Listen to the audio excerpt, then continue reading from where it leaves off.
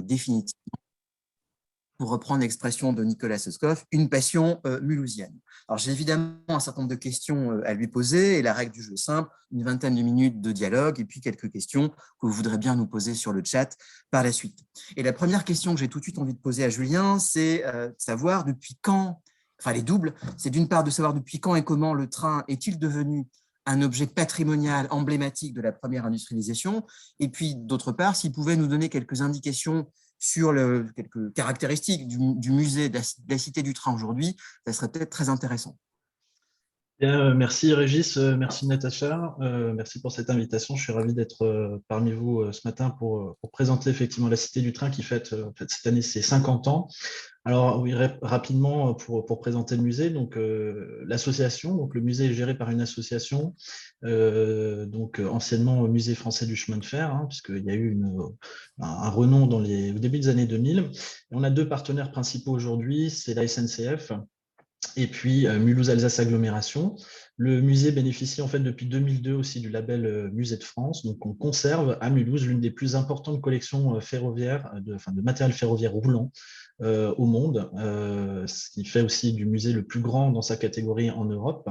Donc on va présenter sur plus de 60 000 m2 la plus ancienne locomotive à vapeur conservée en Europe, la Budicom Saint-Pierre, jusqu'aujourd'hui au TGV avec un nouvel espace qui a été inauguré récemment au mois de septembre. Donc, 3 espaces. C'est une collection qui est complétée aussi par un fonds documentaire qu'on a présenté justement dans le cadre des 50 ans et du site internet qu'on va parcourir ensemble, qui est à la fois conservé au musée, mais aussi en partie aux archives municipales de la ville. Et on va aussi avoir dans nos collections plusieurs centaines de maquettes, d'affiches, de gouaches préparatoires, d'objets publicitaires, etc. Donc, c'est vrai qu'on a un travail particulier aujourd'hui aussi avec les équipes du patrimoine de la SNCF pour refléter, on va dire, tous les aspects du monde ferroviaire et de son histoire. Et donc, aujourd'hui, les grandes questions qui se posent, c'est effectivement qu'est-ce qui mérite d'être préservé, qu'est-ce qui aura demain aussi un intérêt patrimonial, puisque, comme on le disait, le train d'hier est voué à devenir un objet patrimonial. Et dans ce cadre-là, comment on expose un train? Pourquoi on l'expose? C'est effectivement des questions qui sont posées assez rapidement, on va dire dès l'orée en fait, de l'histoire du chemin de fer dans les années 1820 en France, un peu plus tôt en Angleterre, où le train finalement est rapidement mis en avant comme un objet de spectacle, hein. On le voit dans le site, je vais vous le présenter rapidement. Donc c'est un objet mouvant, robuste, massif, qui bien, en fait, a une histoire pour chacun d'entre nous. Et très rapidement, on va s'apercevoir que ces objets ont un intérêt patrimonial certain. Et la façon dont on va les présenter va en fait refléter tout cet intérêt. Donc nous, dans ce site, par exemple, on va le voir au début en Angleterre, vous voyez, par exemple, c'est un spectacle ferroviaire, hein, donc avec un circuit en arc de cercle qui va justement présenter ce matériel au musée, enfin aux participants pardon, de cette démonstration à l'époque. Et dans notre cas, pour ce site, justement, l'étude des plans, des correspondances, des recueils qu'on a pu trouver, des articles de presse aussi qui ont été alimentés par des éléments iconographiques, nous ont en fait montré que la réponse n'était pas unique ni définitive dans le sens où cette présentation devait évoluer au fur et à mesure que le train lui-même évoluait. Et donc, c'est ce qu'on a cherché justement à présenter dans ce site avec des contenus pédagogiques originaux, des archives inédites, puisque le musée n'avait jamais raconté son histoire à proprement parler. Et donc, justement, si je vous interromps, mais puisque vous parlez de l'histoire du musée, peut-être qu'on pourrait faire un petit point également sur la genèse de cette cité du train à la fin des années 60, au début des années 70. Quel est le rôle voilà, dans quel contexte et quel est le rôle, par exemple, de la CIM dans la genèse du musée en 1971? Alors, justement, en fait, la jeunesse du musée, enfin, tout démarre, on va dire, vraiment aux premières expositions universelles de la fin du 19e siècle et début 20e, et notamment celle de 1900, où on va exposer pour la première fois dans des grands halls des trains, et on va se poser la question de savoir, voilà, qu'est-ce qu'on peut faire de ces matériels qui ont, pour certains, 75 ou à peu près 75 ans d'existence. Qu'est-ce qu'on peut en faire? Comment on va les exposer? Donc, cette réflexion, elle s'entame dès le début du XXe. Il y a une grande exposition universelle en 1937 qui, elle, va présenter notamment un matériel qui fait partie de nos collections, qui est une locomotive qui est coupée en deux, où vous voyez l'intérieur de la locomotive à vapeur, ce qui vous permet de comprendre justement le fonctionnement de cette vapeur. SNCF naît en 1938. La Seconde Guerre mondiale fait que les projets forcément sont complètement arrêtés. Et au sortir de la guerre, SNCF reconstruit tout son réseau, son parc de matériel. Il y a un certain nombre de personnes en fait, qui vont commencer à réfléchir sur la sauvegarde de matériel qui sont stockés dans des entrepôts en France. Et on va dire que l'idée en fait de créer ce musée, elle naît dans les années 60 avec en fait c'est la passion commune de deux personnalités qui sont intrinsèquement liées au musée. Michel Doer, qui est en fait membre de l'association des Amis du chemin de fer en France, rédige avec Daniel Kerr un article qui est intitulé Chemin de fer d'hier pour un musée ferroviaire français. Et à l'intérieur de ce recueil, on va y retrouver 37 matériels roulants qui pour eux représentent un intérêt patrimonial fort et certain et qu'ils se doivent de sauvegarder. Donc, ce recueil, en fait, est la base vraiment des collections du musée. Et on a, donc, ces matériels sont sauvegardés dans l'ancien dépôt de vapeur de Chalon-sur-Saône. Et on a un Mulhousien qui s'appelle Jean-Baptiste Orenberger, qui lit cette revue dans les années 60 et qui va tout de suite se saisir de ce projet pour accueillir et monter un projet justement pour accueillir le musée à Mulhouse. Alors, c'est un industriel qui œuvre dans le textile, il travaillera aussi pour les frères Schlumpf pendant un certain nombre d'années et c'est un passionné de chemin de fer. Voilà. Et donc, ces deux personnes vont se rencontrer dans les années 60 et vont émettre l'idée donc, de créer ce musée à Mulhouse.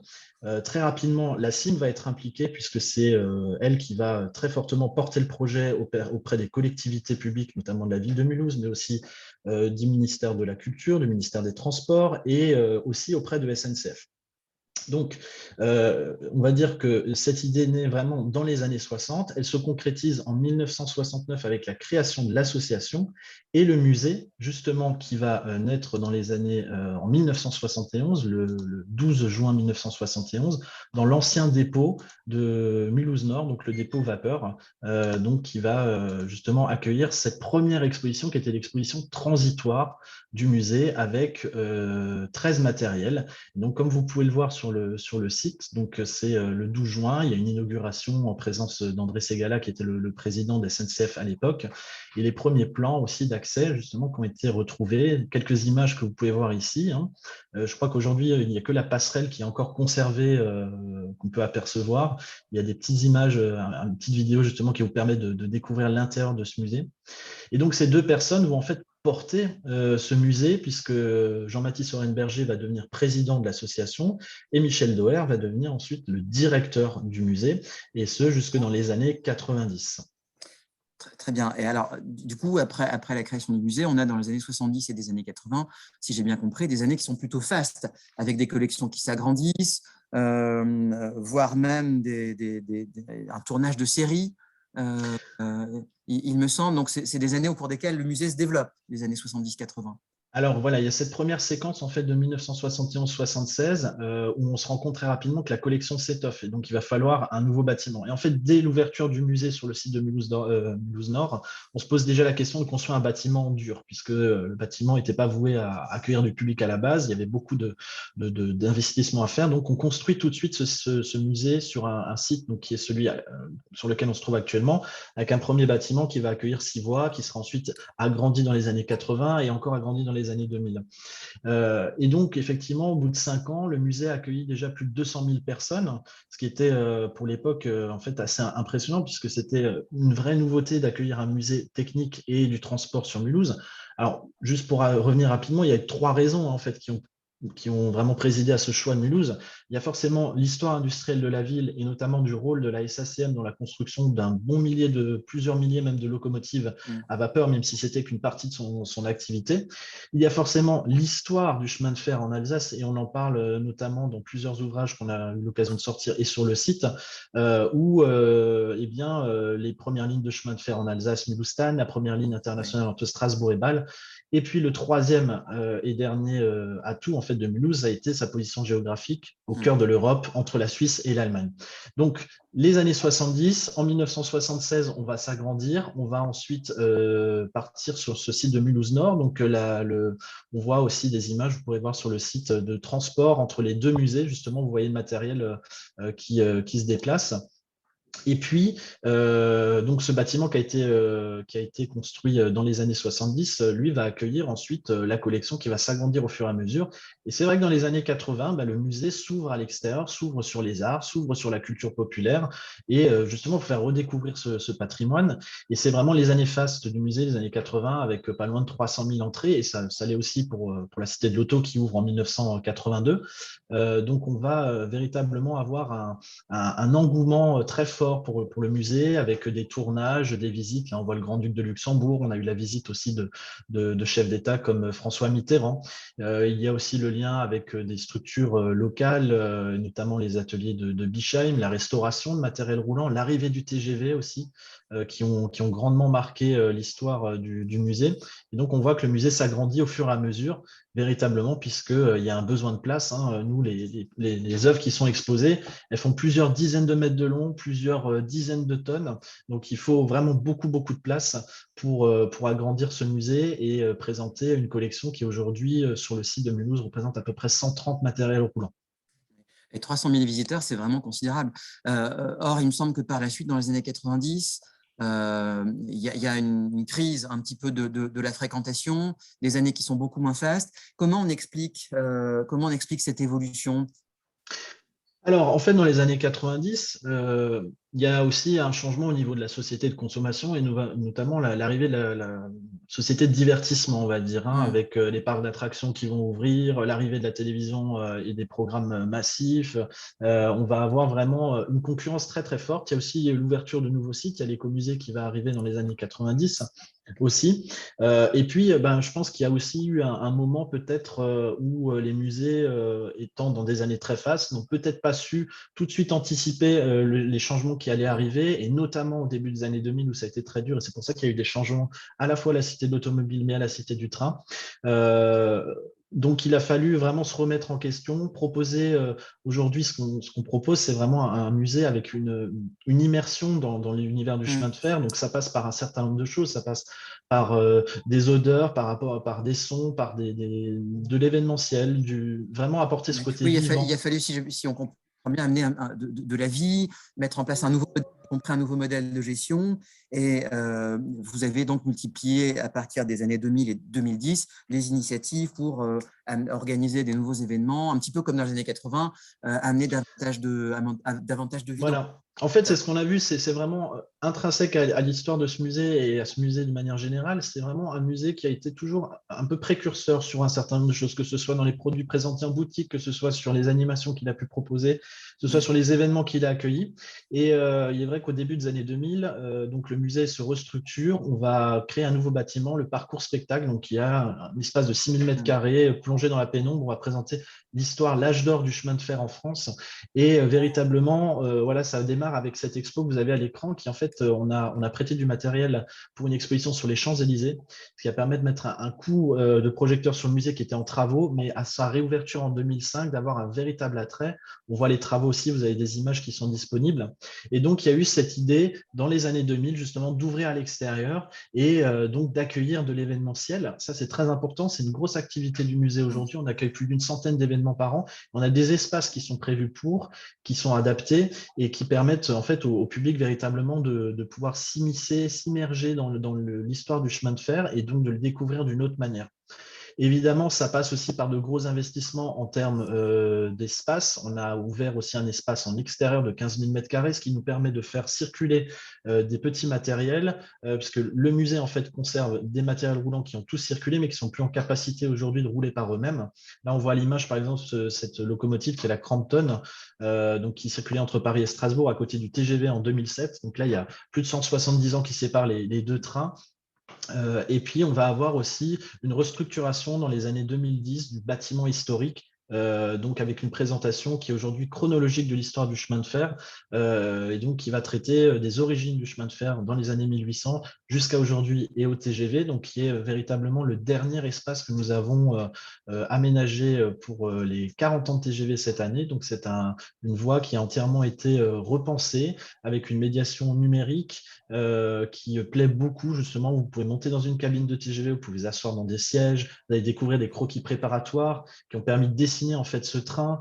Vous allez pouvoir avoir accès à des archives inédites, des archives audio. Vous allez pouvoir voir aussi un pantographe en action. Bref, on est aussi sur la muséographie en pleine réflexion sur l'évolution qu'on va pouvoir donner à cette présentation du musée, puisque comme je le disais en introduction, véritablement, il n'y a pas de présentation unique et définitive pour un objet tel que le train. Il faut vraiment vivre avec son temps et puis toujours être un petit peu justement précurseur, ce qui nous pousse en fait tous les jours à nous remettre en question et puis surtout à partager, à échanger avec un certain nombre de personnes pour faire de ce musée aujourd'hui une véritable référence mondiale, hein, puisque c'en est une.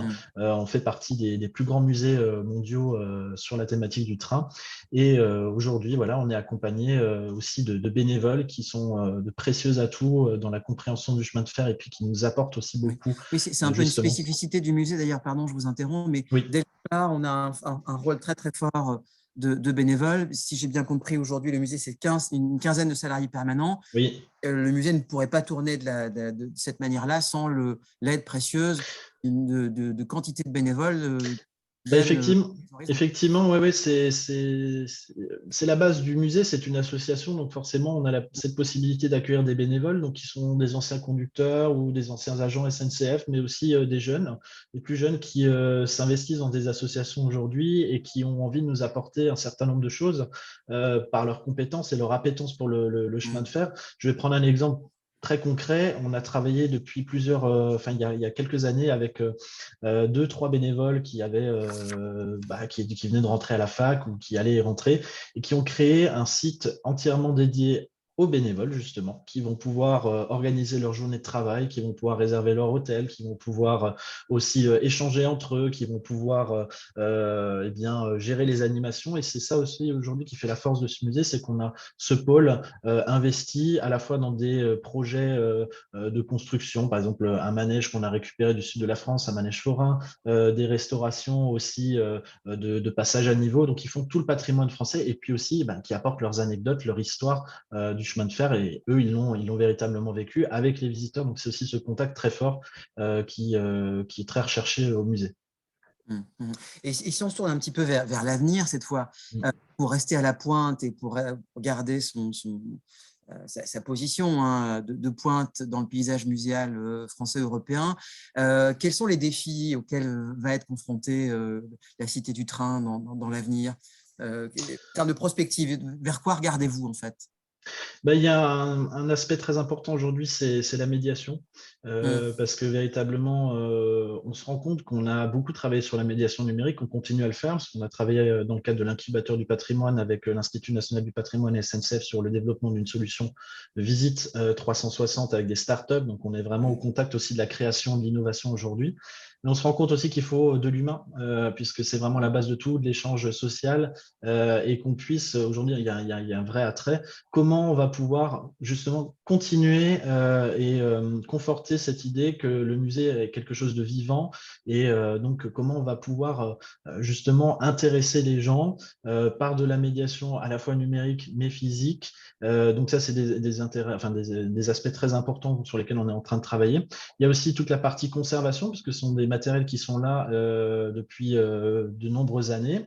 Forcément, ils souffrent aussi un petit peu avec le temps, donc il y a tout ce programme d'entretien. Il y a aussi toute la partie recherche historique, patrimoniale, justement pour créer des fonds. On est en train de travailler aussi sur un inventaire en ligne des collections avec l'ensemble des musées de l'agglomération mulhousienne. Donc il y a beaucoup de projets en cours et l'avenir, en fait, c'est de ne pas manquer le train finalement pour qu'on puisse continuer à rester sur les rails, si je peux me permettre une deuxième métaphore. Bien évidemment. Bon, le train n'est pas tout à fait encore arrivé en gare. Il nous reste quelques minutes pour des questions à l'issue de votre présentation. Merci beaucoup. Et du coup, je me tourne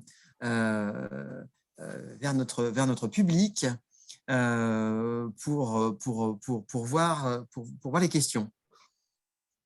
Alors, est-ce qu'il y a des questions parmi le public? Alors oui, j'en vois une de René Tessier. Y a-t-il des documents sur les fabricants de locomotives Meyer, Stellin et Uber aux archives du musée? C'est une question très, très précise. Alors, c'est une question très précise à laquelle malheureusement je ne vais pas pouvoir répondre. Je n'ai pas l'info précise. Alors, pour l'instant, en plus, on a un poste donc, en termes de conservation qui est vacant, donc on est en plein recrutement. Ce que je peux vous inviter à faire, c'est de nous écrire. En tout cas, on va prendre la question et on ne manquera pas de pouvoir y répondre dès qu'on aura de nouveau quelqu'un qui sera en place au musée. Très bien, merci. Une deuxième petite question de ma part, cette fois. Bon, le patrimoine industriel, comme vous le savez, c'est à la fois du matériel et de l'immatériel. Et les aspects immatériels, il y a quelque chose qui m'intéresse énormément. Moi, c'est la mémoire ouvrière. Mhm. En l'occurrence, celle des cheminots, celle des travailleurs du rail. Est-ce qu'il y a quelque chose de spécifique là-dessus qui est envisagé prochainement? Alors, effectivement, c'est un aspect qui n'est pas forcément beaucoup traité dans le musée, puisque le musée était centré essentiellement sur le matériel roulant. Il y a des aspects qui sont traités notamment sur les anciens métiers, sur les métiers aussi, sur la voie 12, donc, qui est la voie consacrée à TGV. On a tout un pan justement sur les métiers du rail. Ensuite, pour la mémoire, on va dire cheminote, il y a d'autres associations avec lesquelles on travaille, notamment Rail et Histoire, qui a développé tout un tas de contenus justement à ce sujet. C'est un projet qui est un petit peu dans les cartons, effectivement, depuis un petit moment. Je pense qu'on aura l'occasion d'en parler au musée sur d'autres projets. En tout cas, on est en discussion avec certaines associations comme celle-ci pour développer cet aspect dans le musée. Ouais. Très bien, merci. Natacha avait une question sur les futurs grands projets de la Cité du Train. Alors, peut-être que vous ne voulez pas nous dévoiler des futures expositions phares, mais est-ce que vous pouvez nous donner peut-être un avant-goût? Alors en fait, de grands projets pour l'instant, on avait véritablement sur les 50 ans un grand projet, malheureusement qui n'a pas pu se faire à cause du Covid. Aujourd'hui, en fait, je pense que c'est des projets aussi qu'on ne va pas forcément voir, mais il y en a un qui est absolument gigantesque, c'est le chantier des collections. Justement avec un poste qui était vacant pendant de nombreuses années au musée, qui a été rétabli il y a maintenant un peu plus de 2 ans. Donc c'est un travail qui est en cours depuis maintenant 2 ans, qui va nous prendre énormément de temps, mais qui est absolument nécessaire pour justement bien continuer à valoriser justement toutes nos collections. Donc ça, c'est un chantier. On le valorisera, nous, en tout cas, dans des images, dans des reportages qu'on va pouvoir faire. De grands chantiers, en fait, infrastructures, on n'en a pas dans l'immédiat, puisqu'en fait, on a vraiment déjà énormément fait ces dernières années. Le musée, depuis 2005, s'est agrandi de manière considérable. Aujourd'hui, on va capitaliser sur un certain nombre de choses qui sont mises en place, et puis on va continuer à proposer des choses vraiment inédites, insolites. C'est là toute notre force, en fait, de ce musée, et justement, c'est sur cet aspect-là qu'on va vraiment travailler dans les prochains temps. Très bien, merci. Peut-être encore une autre question?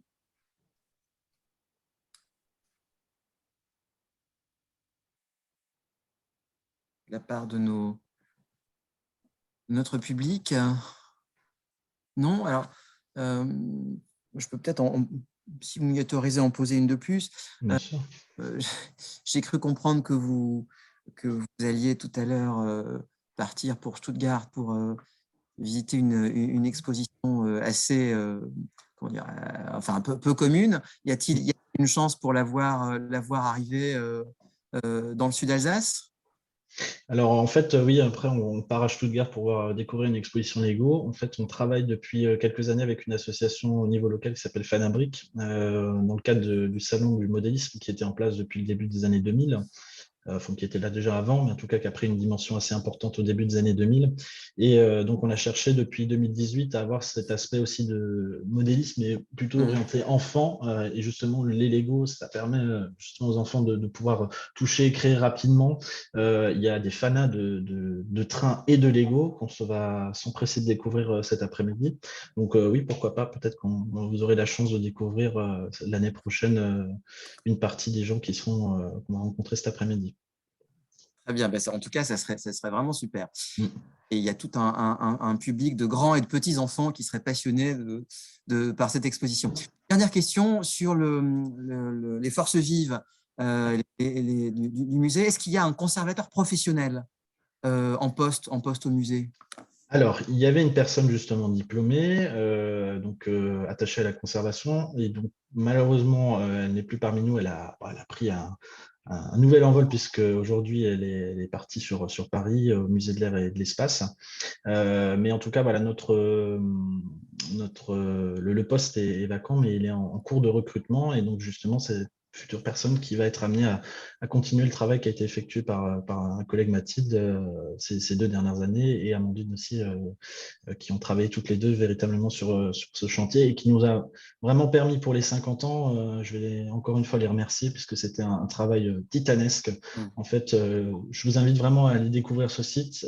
Pour la petite histoire, on avait vraiment démarré l'idée de ce site comme étant une exposition physique. Malheureusement, avec le Covid, on s'est très vite rendu compte qu'il allait falloir revoir nos plans. On a décidé de travailler avec une agence strasbourgeoise qui s'appelle Vux, qui nous a grandement accompagnés dans ce projet, et donc d'en faire un objet patrimonial en ligne. Vous allez voir des vues 360 de l'intérieur de certains matériels. Vous allez découvrir des archives inédites. Et en fait, on a construit le site en l'espace de 6 petits mois seulement. C'est vraiment pharaonique, hein. Pas pour nous lancer des fleurs, mais on a construit le site en même temps qu'on trouvait les éléments. Et donc, c'est absolument passionnant. Vous allez découvrir le musée comme sans doute vous n'avez jamais vu. Donc, c'est vraiment un super outil. Il y a des témoignages très forts aussi de l'architecte, notamment, qui a créé le musée, qui a plus de 90 ans aujourd'hui, et qui nous a fait l'honneur de nous rencontrer, d'échanger avec nous sur sa vision, sur sa vue à l'époque de ce que devait être un musée, des personnalités politiques, des personnalités du monde associatif. Et puis, voilà, donc c'est un vrai outil qui est amené à perdurer. Et je voulais juste rapidement aussi vous parler de 2 ouvrages, donc que vous connaissez peut-être, donc Kilomètre Zéro, avec la BD de Piazzac et Bossard, donc avec qui on a travaillé, où il y a un vrai focus sur l'histoire de la cime, forcément, et l'histoire du chemin de fer à Mulhouse, avec un dossier pédagogique, un livret pédagogique sur l'histoire du chemin de fer en Alsace. Et puis plus récemment, un magazine à hors-série qu'on a sorti, Connaissance des arts, sur l'histoire du chemin de fer. Vous allez pouvoir découvrir toutes les collections du musée. Donc, ça sont 2 ouvrages qui sont disponibles sur notre site, et puis aussi à la boutique du musée. Merci beaucoup. Une dernière question qui va d'être posée. Quelle place est donnée aux premières lignes Mulhouse-Thann et Strasbourg-Bâle? Je rappelle au passage qu'un des premiers webinaires que nous avions organisé, un des premiers cafés de l'histoire, concernait, on avait sollicité Nicolas Soskov, concernait l'apparition, la création de ces 2 premières lignes. Alors, dans le musée, il y a plusieurs choses, hein. Il y a effectivement à l'origine du chemin de fer, sur lesquels l'histoire, vraiment le début du chemin de fer en France. Donc là, on a cette exposition de planches de BD de la BD Kilomètre Zéro qui est en place, qui vraiment raconte les origines du chemin de fer en Alsace et l'histoire de la famille Koechlin. Donc ça, c'est un apport qui a été fait il y a maintenant 2 ans. On a aussi fait un petit Facebook Live justement avec les auteurs à ce sujet-là, où vous avez un échange avec Mathilde, donc, qui était en charge de la conservation. Il y a ce Connaissance des arts forcément aussi qui est en place. Et puis sur le site internet, on a aussi tous ces éléments qui sont traités. Dans le musée aujourd'hui, et je vois la question venir, tout le monde pense à cette locomotive, la Napoléon, donc, qui était la première construite par la famille Koechlin, dont on dispose de certains documents. Malheureusement, il n'existe plus de matériel à proprement parler roulant, donc toutes les locomotives ont été détruites, mais ça peut effectivement peut-être constituer un projet pour le bicentenaire de la création de la ligne, sait-on jamais. C'est bientôt et ça se prépare, ça se prépare en avance, ce genre de choses. Tout à fait. Évidemment. Bien, le temps est arrivé à l'heure, puisqu'il est 9h30, et nous allons bientôt inviter tous les voyageurs à descendre, évidemment sans oublier leurs affaires. Merci beaucoup, Julien. Merci à vous. D'avoir pris sur votre temps pour ce webinaire. Merci beaucoup. Avec plaisir. Au public qui était une fois de plus nombreux. Et puis, je terminerai en annonçant la prochaine séance, le prochain webinaire, le prochain Café d'Histoire, qui aura lieu le 20 janvier 2022, avec René Tessier, qui nous parlera de l'histoire des cités ouvrières. et ça sera un autre café de l'histoire très intéressant, vraiment en prise avec l'histoire mulhousienne, l'histoire industrielle, l'histoire sociale de Mulhouse. Merci beaucoup à toutes et à tous. Bonne journée et à bientôt.